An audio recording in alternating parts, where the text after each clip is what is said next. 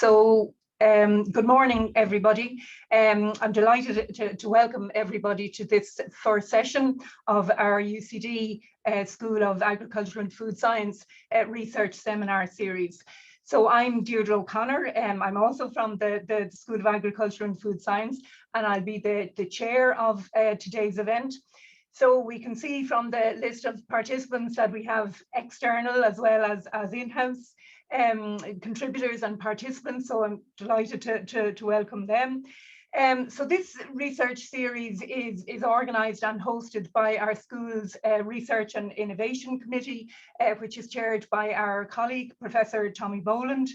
So the aim of the research series is really to communicate the wide spectrum of research that's going on across the school, and to really bring it to the widest audience possible.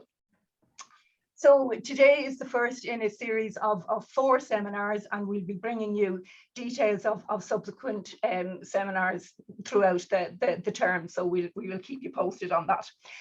So for our first seminar in this series, we're delighted to introduce an external and an internal colleague. So Professor Berhanu Kuma from Wolaita Sodo University in Ethiopia, and Associate Professor Pat Gibbons, who is Director of the Centre for Humanitarian Action here at UCD. So the focus is on the university and indeed the school's contributions to the Sustainable Development Goals, and specifically the focus of our speakers' contribution today will be on their EU-funded research programme, specifically funded under the EU Horizon 2020 programme, which is called Building Resilience Through Education, or BRTE for short. So that is a partnership between UCD, Wolaita Sodo University in Ethiopia, Concern Worldwide, and a number of other partners, which the course of which will be explained in the presentation. So I think without further ado, we will allow the presentations to continue, and the format will be that each of the speakers will speak for about 20 minutes, and that will be followed by a Q&A session, and we aim to finish within the hour. So Berhanu, I might hand over to you to begin with.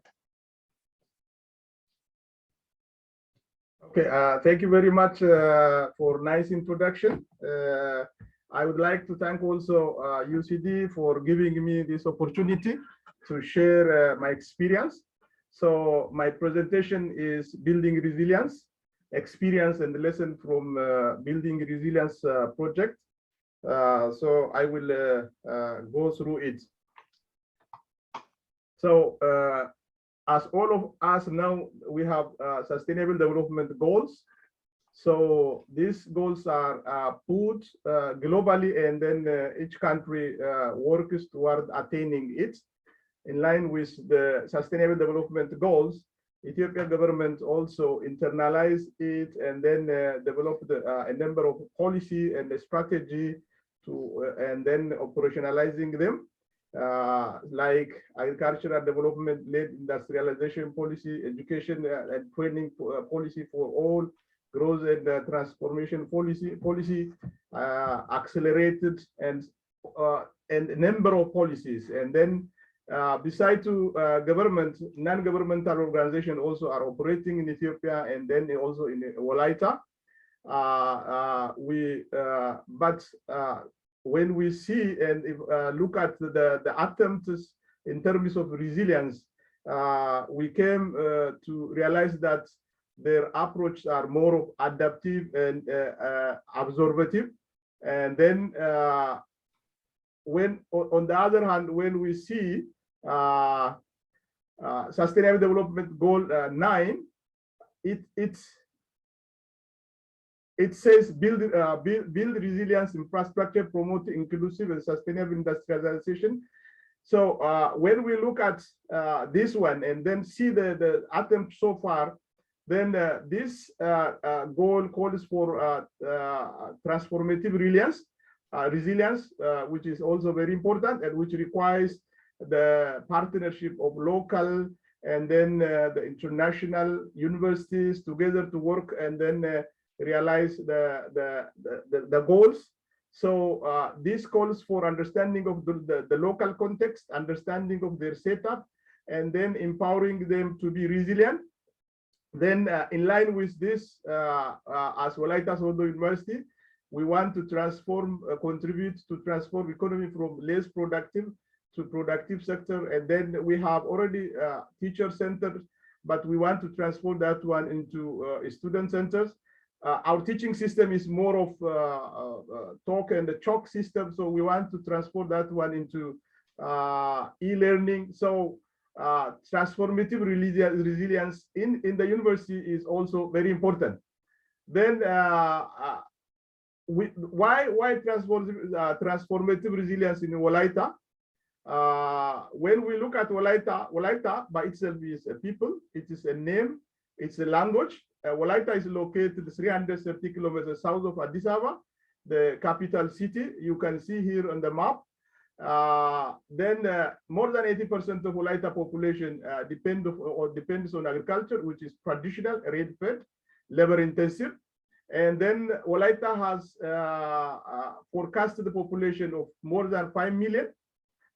It's subdivided into 16 rural districts and 6 urban. Then its total landholding is 4,511. And out of this, 35% is lowland, which is climate affected area. Then 35% is middle, and then 9% is highland. So the average landholding is less than 0.5 hectare. We have 5% per house and 2.9% population annual growth. And it's densely populated, and the details are also can be observed obtained from the links. So you can see from the picture, this is a typical traditional house of Wolaita. You can look at the next picture. The farmer is having the traditional equipment for agriculture, and also insect-based agriculture. In dry lands. So generally, the area is prone to climatic issue, and then people are most of the time affected by this, and they are not resilient. It's not because they are not incapable, but because of conditions that are over their control. So because of this, Wolaita experienced a number of famines. In 1984, between 4,000 to 1,200 Ethiopia generally died. Then we had insect disease, which also caused a number of challenge, hunger and food shortage in the area. And as you saw, 35% of its location is climatic, it cannot receive adequate and available rain. So having this one, then building resilience through education project came into existence. And then it is based on the saying of Nelson Mandela, education, the most powerful weapon, which can use to enhance, to change the world. Then taking this one and lying on sustainable development goal 9, and then taking sustainable development goal into action, to provide, to ensure inclusive, equitable education and promote lifelong learning for all. Then UCD partnered with Wolaita Sodo University to carry out ex-post evaluation of Consensus 25 years engagement in Damotwe de Wolaita. Then the outcome showed, as I said, is more of observative and adaptive capacity. Then it really requires further intervention to transform the livelihood of the society. Then we thought of, when we are thinking, the potential institution is Wolaita Sodo University. Then the university was established on 24 March 2007. It's 15 years. So it took only 801 students. Then currently it has 3 main campus. The main campus, then Otona Teaching and Referral Campus, Dauro, another catchment, another zone. So the university is catering teaching, learning, and research in these two zones with more than nearly 7 million population. Under it has 11 programs, colleges and school, 58 departments and 6 PhD degrees. The university is categorized as applied university, and with Center of Excellency, technology-led agriculture. The livelihood is for more than 80% is agriculture. And the university graduated 46,000 so far, and now over 38 active students. Yet the teaching staff, when we look at the PhD holders, are less than 6%. However, the still university has a motto of making the knowledge or knowledge in practice, so applying the knowledge skills obtained through the university as well as through interaction. So having this thing, the BRT project conceptualized, it went all these steps through building trust and then going through mutual understanding. Then it was then kicked off in Wolaita, 28 November 2017. Then these are activities that you can see the pictures, kick-off meetings at Wolaita. Then after that one, to improve infrastructure, then 5 individuals were selected. They came here and they worked with UC counterpart and developed the strategy. Then vice presidents of Wolaita Sodo University came here. This is because once they know and understand the context, they give full support to the project implementation. Following that one, 17 educational modular team also came here, worked on different modules and then policy guide strategies with UCDs. Then also through the project, in order to smooth functioning of proper and timely functioning of the project purchased these 2 vehicles through concern. Then we have 14 PhD students on work package 3. They are almost coming to their last stage. We also brought the new vice presidents to UCD to expose themselves, get details and understand the context, and then support and implement back the new things in the university, so to transform it. Then we also brought enterprise and the incubation teams and to Carlo, and then they worked there for 3 months and developed a strategy for incubation hub.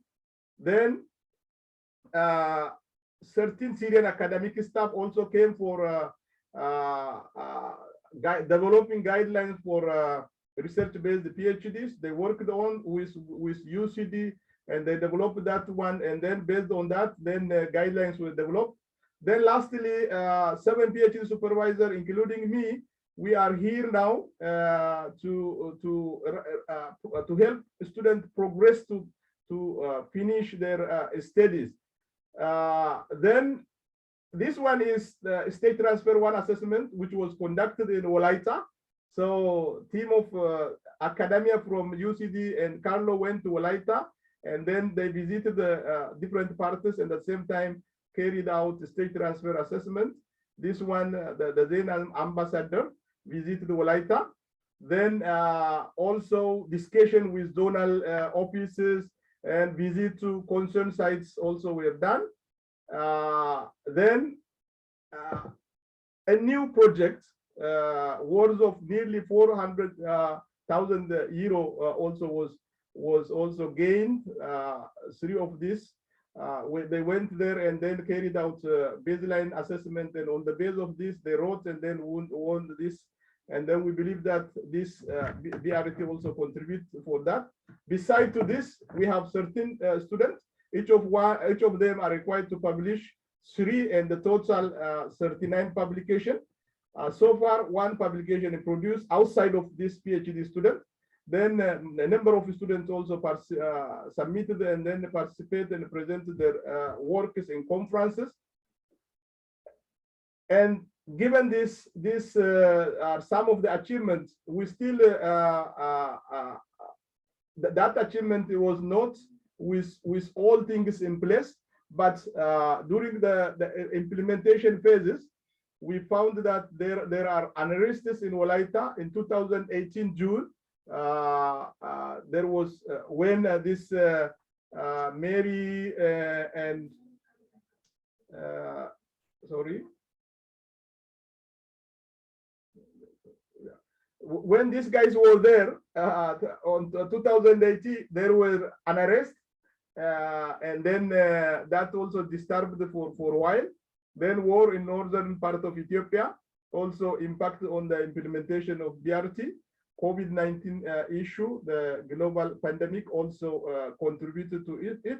And these are the major challenges, but there are also small specific challenges we faced in the implementation of BRT project. These are some of the highlights of the experiences and then lessons that we can learn from BRT project implementation. Thank you.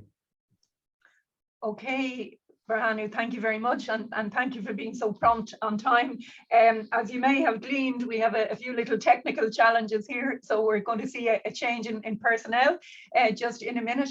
I also just want to remind you that the format for the rest of the seminar is we have another similar timed presentation from Pat Gibbons, who's an associate professor here in the school and director of the Centre for Humanitarian Action here, and the principal investigator on this BRIGHT project and on other EU Horizon 2020 projects, which he may mention.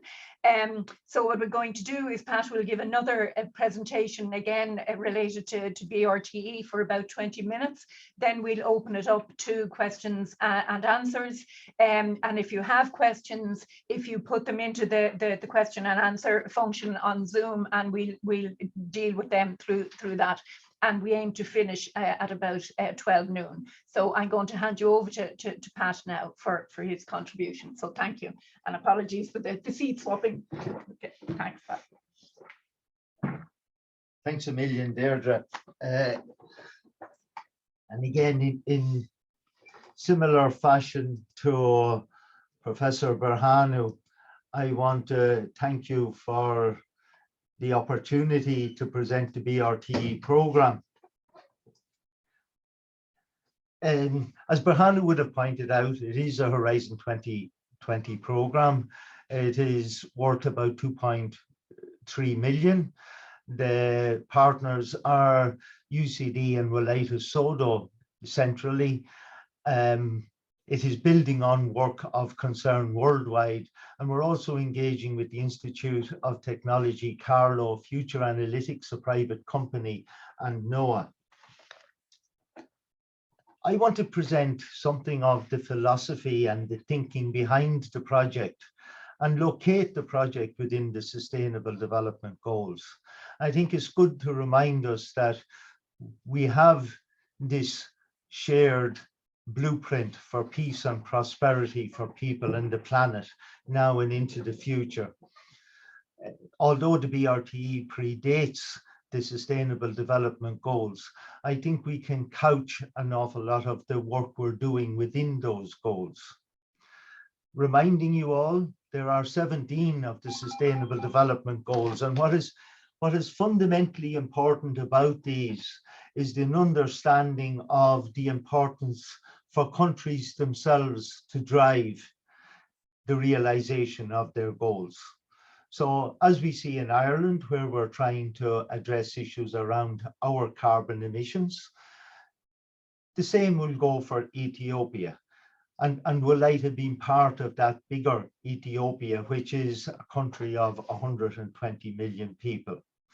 I think it's the slogan that we have now so well become accustomed to in COVID-19, this idea of none of us are safe until all of us are safe, I think is equally relevant when it comes to the Sustainable Development Goals. And there is an onus on us all to try and support one another to realize the Sustainable Development Goals. Within these goals, there are 169 targets, and I will refer to many of these targets in the course of the presentation. Building the rationale for UCD's engagement, I want to share with you a quote from Rising to the Future. According to UCD, we are facing an age of unprecedented opportunity and challenge. Society is being transformed by digital and communications technology and is itself transforming the very environment which supports all life on Earth. From a communications and transport perspective, society is more connected than ever before, but requires new ways of working together and resolving differences. I think that this is what we're trying to do. I want to introduce the new way BRTE is trying to work.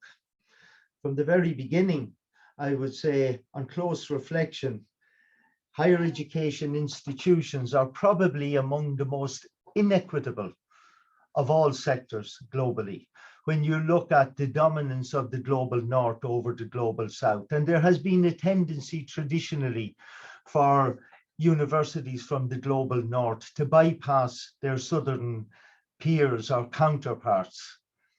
And I think we're trying to address this problem, taking our own situation 100 years on in our own independence.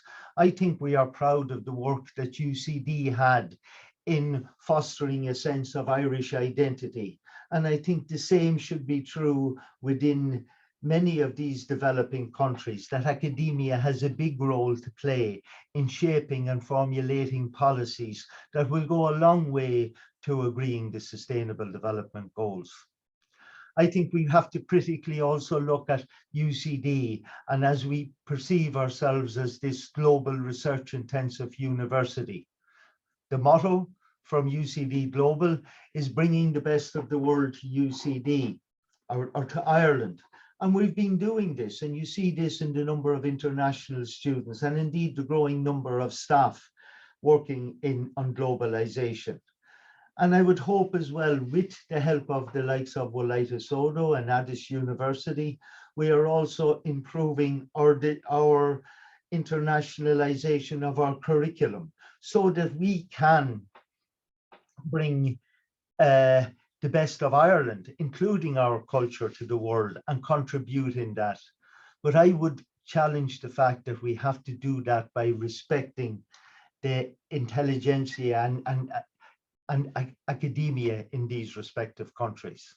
So the BRTE approach from the very beginning is to support Wolaita Sodo University in its role to shape a more resilient Wolaita. Resilience from a humanitarian and a development perspective acknowledges components of enabling society to be able to absorb the ongoing recurring shocks and stresses, where Wolaita is all too familiar with these, whether they be climate related, political related, economic related difficulties. It is also about helping them to adapt ongoing management techniques in order to leave them less vulnerable to ongoing stresses, shocks, and risks in the area. But it's also, as Professor Berhanu said, about supporting the transformation process. And I'd like to show you how we're trying to do this in BRTE. One thing I think at the center of the BRTE philosophy is the whole idea of mutual gain. We see UCD as, of course, we're non-profit, but we're not a charity. As academics, there has to be some gain for UCD to engage with Wolaita Sodo so that the relationship can be sustainable. And I'd like to show you how we can learn a lot from working with Wolaita in trying to establish complementarity in what we have to offer and what Wolaita Sodo have to offer. So we have started to work, and we're working closely with IT Carlow. IT Carlow is very much aligned with this notion of a university as providing direction, education, and research for regional development in the southeast of Ireland. Like Wolaita Sodo University, that has similar a similar challenge in the Wolaita zone and the neighboring zones as presented by Wolaita Sodo. So we have been working very closely with Carlo in order to strengthen these adaptive and transformative capacities. A closer analysis of the BRTE would show that we've tried to develop 3 work packages, operational work packages, that shape the way we are working. The first of these is looking at establishing an enabling working environment. We all know that with working with partners, the ongoing challenges for us to be able to share degrees, share modules, work within the different systems. And this is very central to the way we work. At the moment, there is huge advances happening with our relationships with peer institutions in the global north around technological transfer, around new innovations. An awful lot of that is not accessible to universities like Wolaita Sodo, that has limited internet connections, limited library facilities, limited registry facilities. So we're working to see, is there a way, we're not trying to impose UCD on Wolaita, but help them to be able to engage in more recent developments. Our second work package is about shared educational products, looking at how we could potentially share our modules. Thirdly, we look at innovative research, and I'll talk to you and build a rationale for agriculture to drive this. But I think at the center of all of this is a change in direction. It's a move from the modernization thesis where we know what Wolaita or Ethiopia needs. It's about a shared understanding or a respect that Wolaita Sodo knows what they need, and sharing this with how we perceive these could be developed. And for example, at the moment we are progressing 14 PhD studies, as Berhanu said. The way this worked was Wolaita Sodo came up with 60 proposals.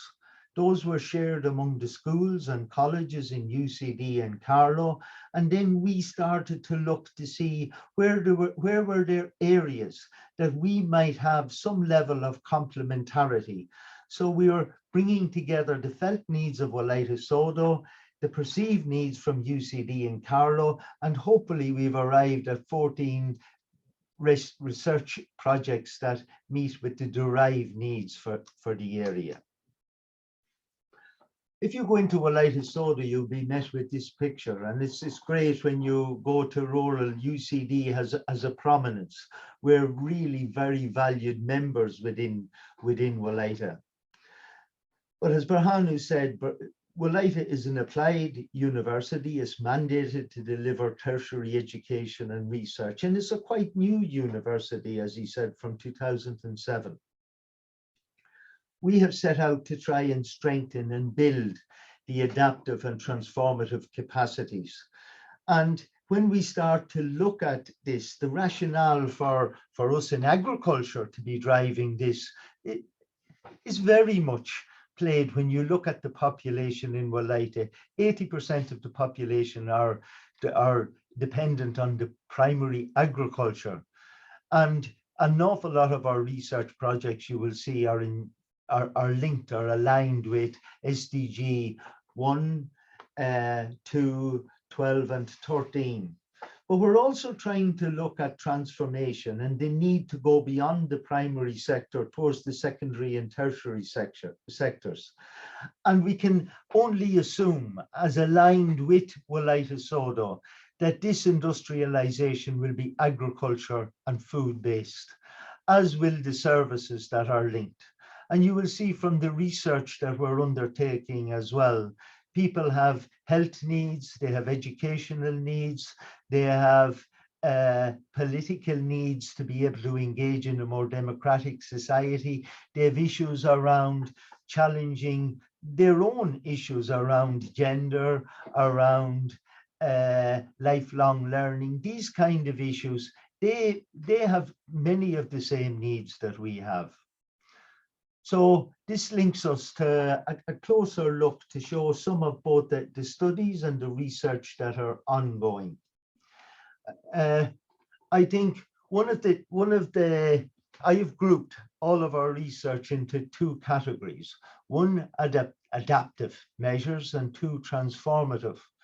Adaptive measures, again, taking from the definition in resilience, is about looking at the small improvements that the Wolaita society is making to support a better or a more improved management and implementation practices to make the society less vulnerable to the risks and shocks and stresses.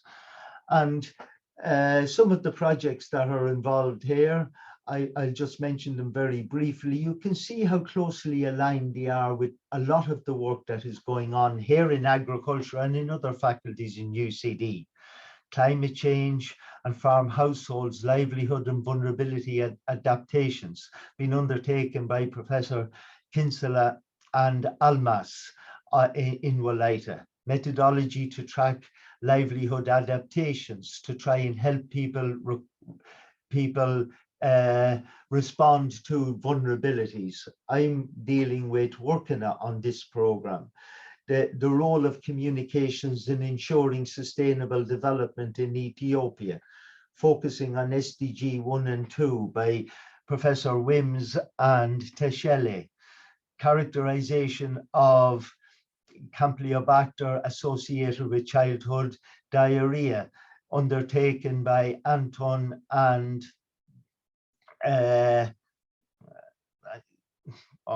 what is your name?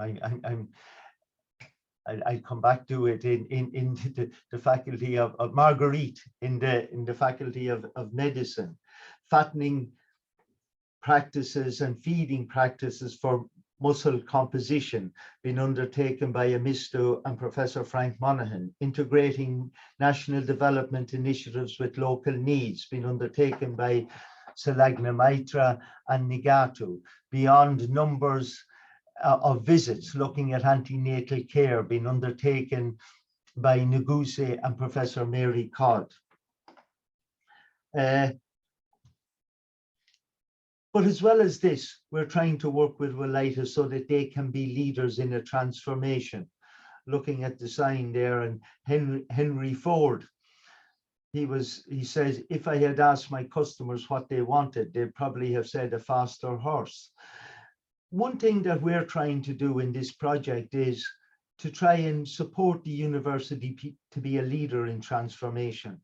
And we're not trying to introduce new ideas, but we're trying to adopt a similar approach to the way we perceive transformation happened in Ireland. An awful lot is based on our diaspora who see new things, who look at new ways of thinking, and then apply it back to Ireland, where we are so conscious of our culture, our different ways of doing things. So what we're trying to do is give as many people from Wolaita the opportunity to see how we are working, and then work along with them to try and support them to employ programs that are more relevant in their situations. Artificial intelligence, trying to engage in a situation where Wolaita Sodo can exploit the opportunities of technology. Women entrepreneurs, working Deirdre O'Connor along with Alamayu, looking at how women can drive enterprise. Entrepreneurial universities, Temeskin and Martin Marr in Carlow IT. Early childhood care, Declan Fahy in education, together with Twelde in Wolaita. And then the role of cultural heritage and sustainable tourism. You have AFA work in Wolaita along with Clare Cave in UCD. So you can see the range, a lot agriculture focus, but it has also given us a new way to engage with schools and colleges around UCD. As we come towards the end, I would like you to realize that we are not profit, but we're not a charity. UCD is gaining a lot from this. We're going to get 13 PhDs. We have around nearly a quarter of our 39 peer-reviewed publications already realized, and an awful lot of papers are currently submitted on the PhDs. We have established institutional partners within the schools and between the schools in UCD that will form the platform for new research proposals. And I would think that this kind of approach is lending itself to brain gain as opposed to brain drain. Rather than us taking the best brains and bringing them here and staying in Ireland, what we're trying to do is learn more along with our peers in Wolaita and giving us a better understanding of the challenges of how we work there. What's going to come out of this? Just looking at the two pictures here on the slide. The first of them is looking at work like AFAWork is looking at some of the cultural heritage in the area, but looking at it's important for Wolaita to be proud of their traditions, to maintain their identity as they go forward. So while one wants transformation and adaptation, one shouldn't lose sight of where you have come from. The second picture you see here is a recent centre that was built in Wolaita Sodo to show how we can share lectures. You see some of our colleagues here looking within the room, and this is set up with the internet so that we could actually host the lecture here and in Wolaita. But there's other centres like those to track smallholder adaptations, business innovation hubs being established based on certain models adapted from the Irish and especially with the Carlow model that is very closely associated to regional development in the area, data centres for e-learning and research, and new investigative areas that are lending itself to the cultural and societal context within Wolaita. Where are we going from here? I think these pictures will tell you. When you go to Wolaita, a lot of our colleagues have visited, as Berhanu said. The food is great, the climate is great, the people are so welcoming. The second picture you see there is actually Bedessa, which is the centre of Damitwede, where the famine was in 1984. Where we see colleagues visiting the area and showing how progress has made from the work of concern, and we hope to be able to leverage that and work and bring it forward. Believe it or not, that at the bottom is not a picture of Ireland, but it's looking at Wolaita.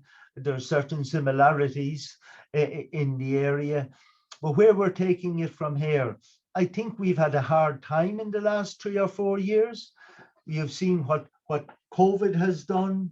You've had political unrest in Ethiopia, but yet the relationship and this model has helped us to work through it. And I think our partnership has grown, our trust has grown, and it is great through the PhDs, the relationships that have been established between colleagues in departments and schools. Increasingly, we're seeing organizations like Chagask or private sector organizations seeing a potential and a supportive role. I would hope moving beyond the notion of just corporate social responsibility, but towards a shared value where they could get engaged and support Wolaita in this transformative process.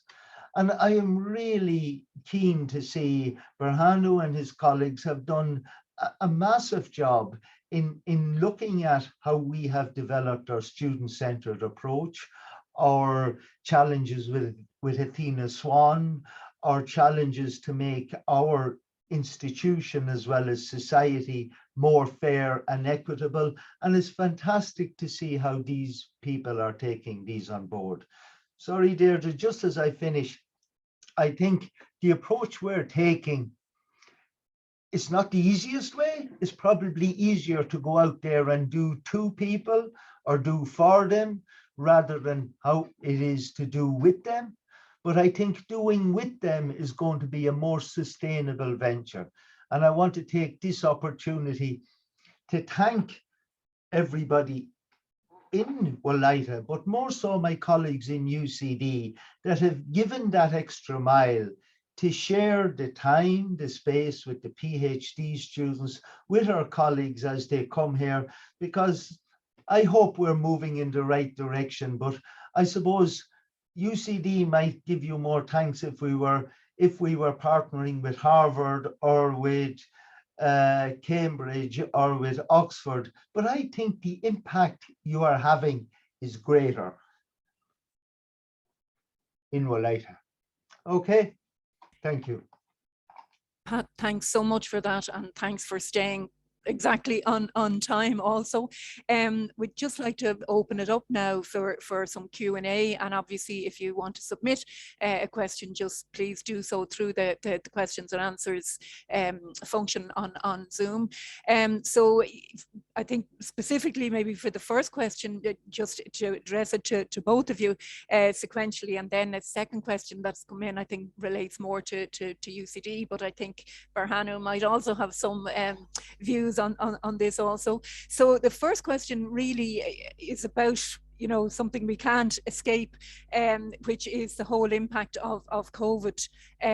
You know, maybe some of the specifics, and one suspects the impacts have played out very differently in both countries, obviously, and in both institutions. But presumably it had a very profound effect on how people did their business in both situations. So could you just maybe address how the BRTE program kind of had to face and then had to address, even from a technological or an infrastructural or indeed just a logistical travel and so on perspective, you know, how both institutions managed that process to begin with, but then managed it with the added drama of COVID. So Berhanu, would you like to start then, and maybe Pat to contribute also? Thanks. Okay, thank you very much. As Pat was explaining, one of the work package of BRTE was to support Wolaita Sodo to have improved infrastructure setup, one of which was the ICT setup. So while the university was working with the UCDs, at the same time Carlo team, to really improve the structure down there, then this COVID issue came into.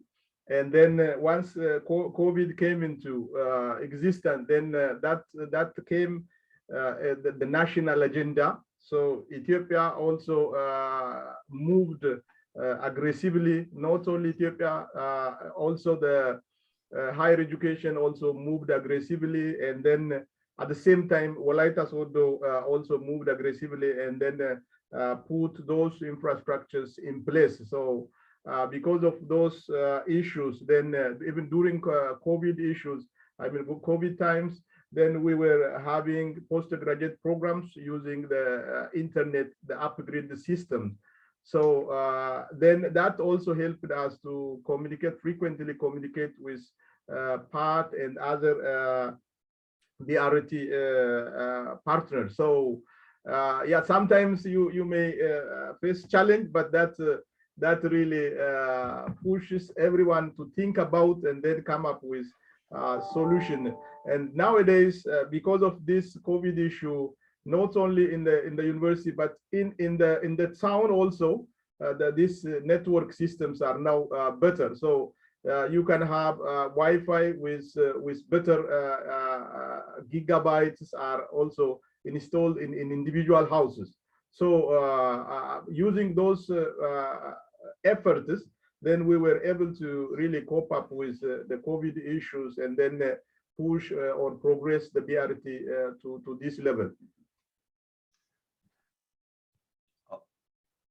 Oh, you're on mute, Deirdre, but I'm a good lip reader.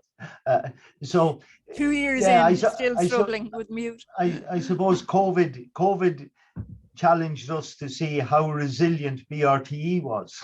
So we had to undertake a whole series of adaptations in our program.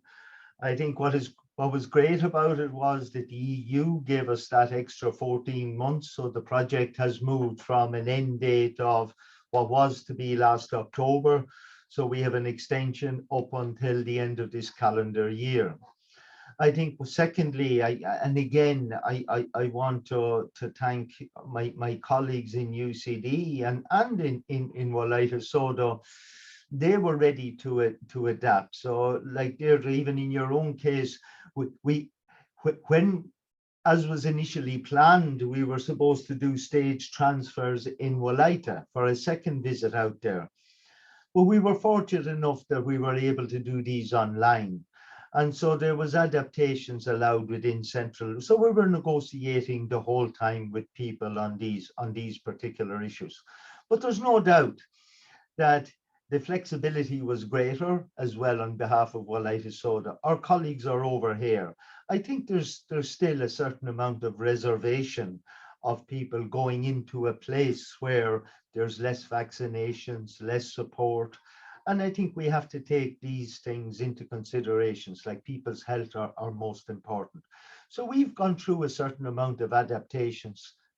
While not perfect, I think we've been able to handle this, but it has been great. I think the trust, the reliability, the recognition, appreciation on behalf of both institutions helped us to survive the COVID and even grow stronger out of it.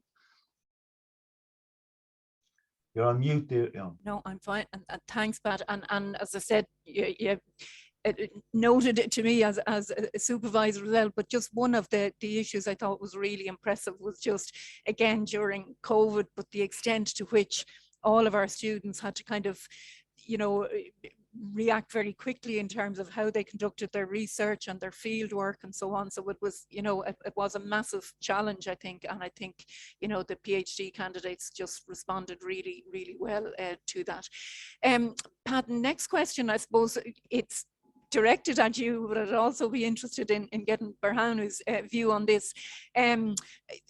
Advice you would give to UCD colleagues who want to build partnerships with institutions in the global south, and what, you know, what would be your insights having gone through this process again on a number of occasions? So maybe Pat first, and then Berhanu, if you had something to add.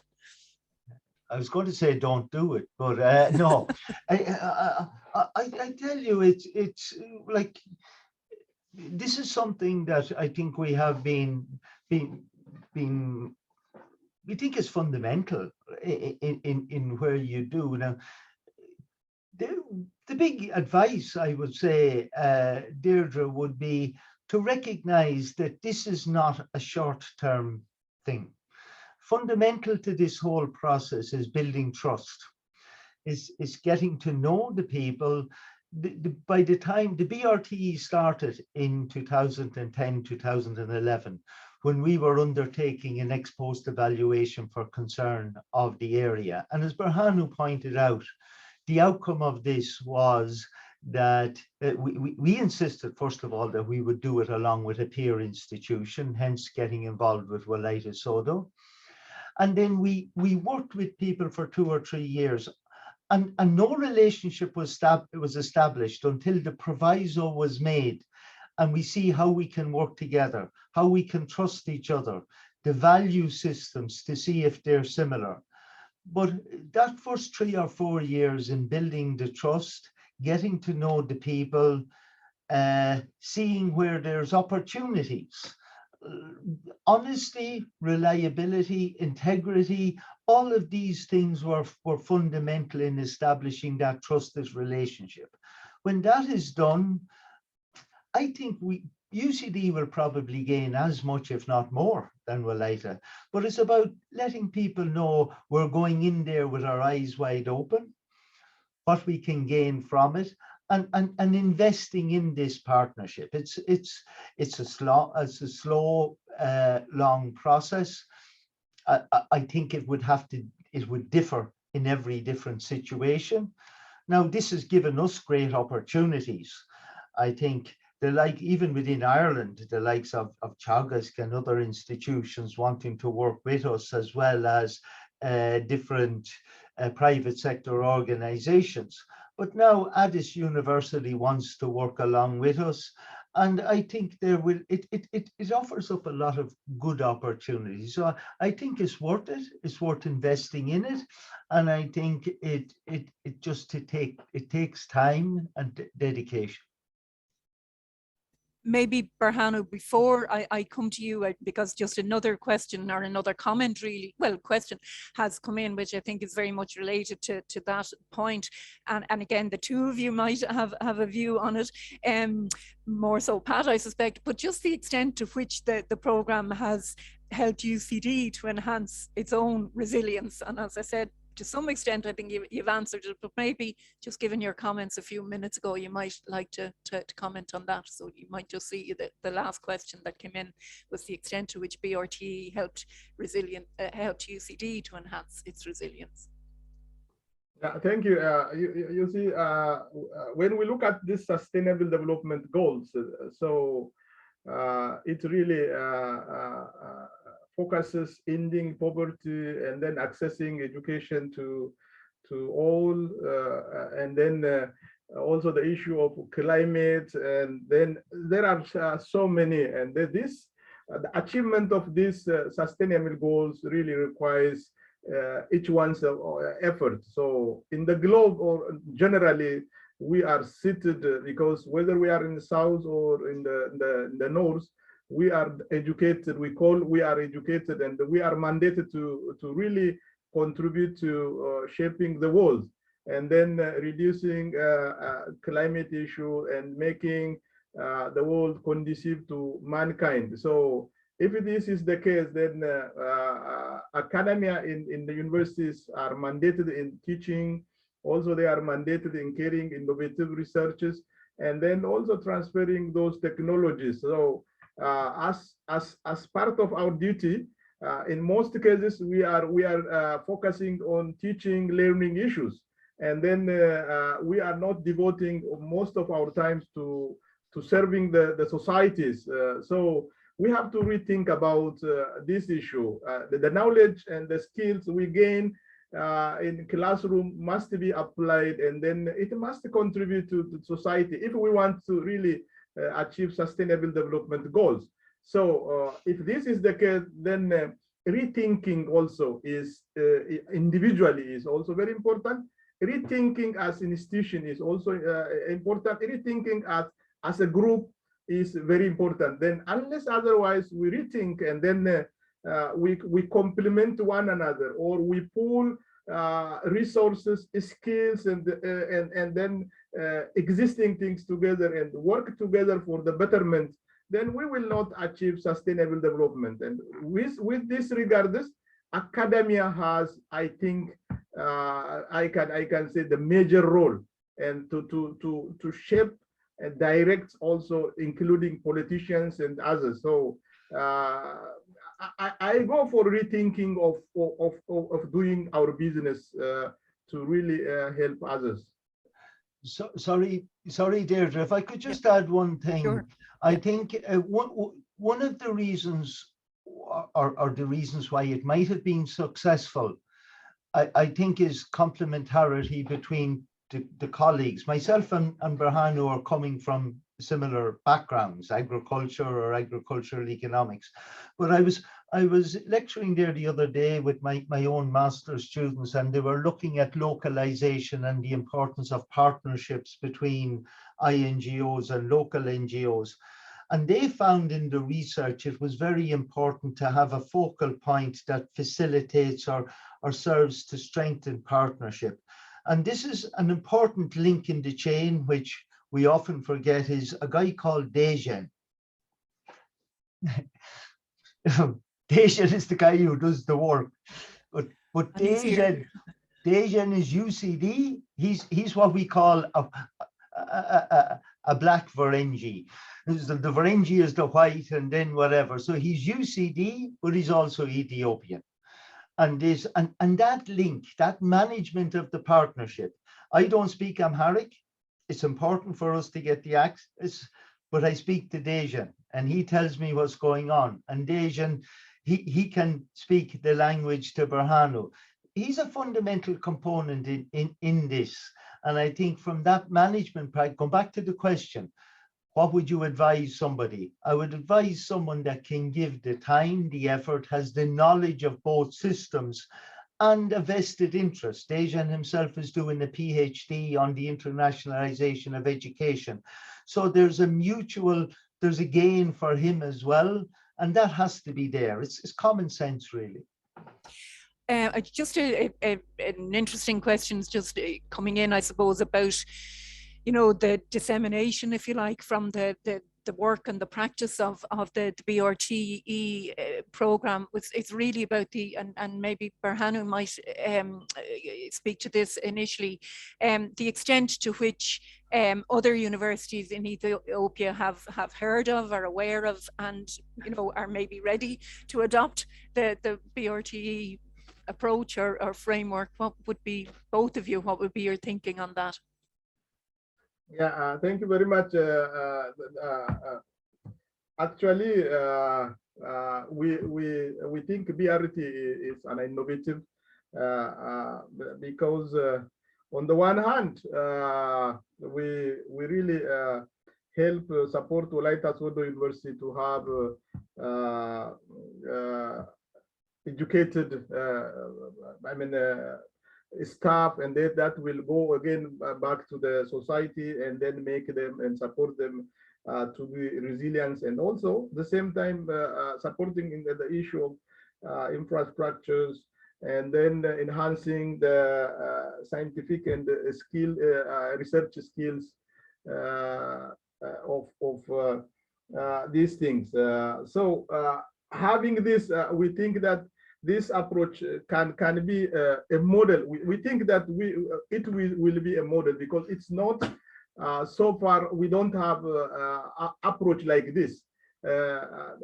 Projects, especially funded projects, if they give for 1 or 2 PhDs or master studies, and then they leave it, and then at the same time some of them who come here to the developed country, some of them might not return back and then support the development efforts. So there are a lot of components in BRT that we think it will be a model for Ethiopian, at the same time Africa University.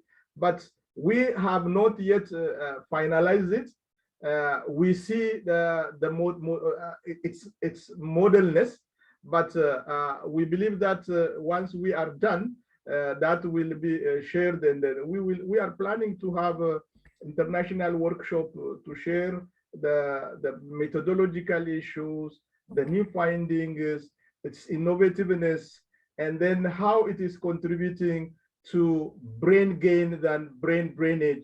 So not yet shared, because it is in the process, but we have a plan to share it. That's great. Pat, any comment on you? Yeah, I'm delighted with Berhanu's reply, because we were worried about a year ago. The guy who originally wrote the BRTE program with us, he's gone on to better things. He became president of the university, and he subsequently became Minister for Higher Education in central government. And he was very much pushing the BRTE, probably prematurely, until it is properly evaluated. And we were advising, let's step back, let's look at there's obvious weaknesses, there's obvious challenges. Yes, you look at the publications, they're all peer-reviewed journals. We would like to be able to move them to higher levels. There are other issues that we'd like to address, but I do genuinely think that the advantages totally outweigh the disadvantages, but you'd like there to be a proper evaluation before it is streamlined into legislation. But it is very much on the desk of the ministers. It is something that people are looking at, and I think that probably in some ways COVID has even helped in that way, because they can see localization is the order of the day. I think people realize the importance to build local capacities, and in some ways I do think it is going to lend itself well within beyond and even beyond Ethiopia in the coming years. So this is the job of work we have to do over the next few months as the project comes towards an end. Pat, thanks for that. And in a way, I think you've actually addressed that final question, which has come in there in relation to just the importance of localization and the kind of the primacy you put on that aspect of the project. So having said that, I think we are out of time. I would like to thank both of you very much for a really insightful, really informative, very enjoyable session, notwithstanding our local minor technical difficulties, which we are glad we overcame. So also thanks to the attendees and for the questions that came in. You know, there is the opportunity to follow up with our speakers, and you know, I think our contact details are well flagged. So I think, you know, even offline, I think both Pat and Berhanu would be happy to engage with people with kind of interest and queries in the topic. So again, just on behalf of the Research and Innovation Committee at UCD, the School of Agriculture and Food Science. So this was our inaugural seminar for the year. So we will keep you posted of the subsequent seminars, which will be run throughout the academic year. And we just thank you for your engagement and your participation, and particular thanks to Pat and Berhanu. So thanks a lot. Thank you, Deirdre. Okay, thank you.